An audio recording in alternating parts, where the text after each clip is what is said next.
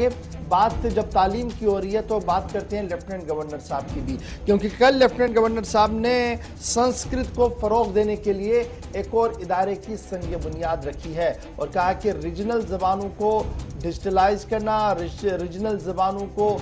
हर तरह से प्रोटेक्ट करना, ये हुकूमत की अव्वलीन तरजीहात में शामिल है। साथ साथ उन्होंने ये भी कहा कि रंजीत सागर डैम पर बहुत जल्द अब एक मेगा प्रोजेक्ट पर काम शुरू होगा, क्योंकि कल उन्होंने वर्चुअल मोड पर उस काम का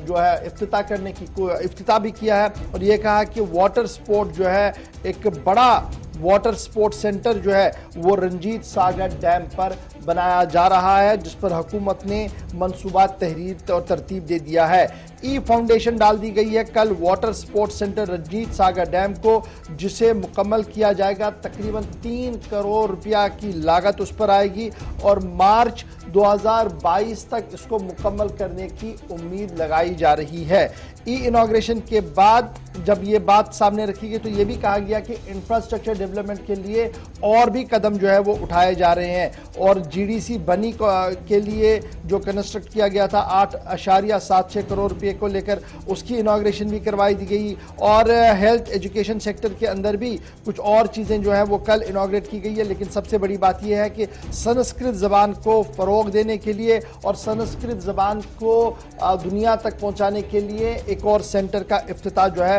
वो कर दिया गया और कहा गया कि जिस तरीके से बनारस यूनिवर्सिटी के अंदर बाज़ाब्ता तौर पर संस्कृत को पढ़ाने और संस्कृत पढ़ने और पढ़ाने के लिए एक जदोजहद जारी है और एक बेहतरीन सेंटर वहाँ पर कायम किया गया है, उसी तरीके का सेंटर जो है वो जम्मू के अंदर भी बनेगा ताकि एक रिवाइवल हो और उस ज़ुबान का जो आहिस्ता आहिस्ता जम्मू कश्मीर के अंदर बहुत कम बोली जा रही है। लेकिन अब अगर ये सेंटर बनते हैं इससे मज़ीद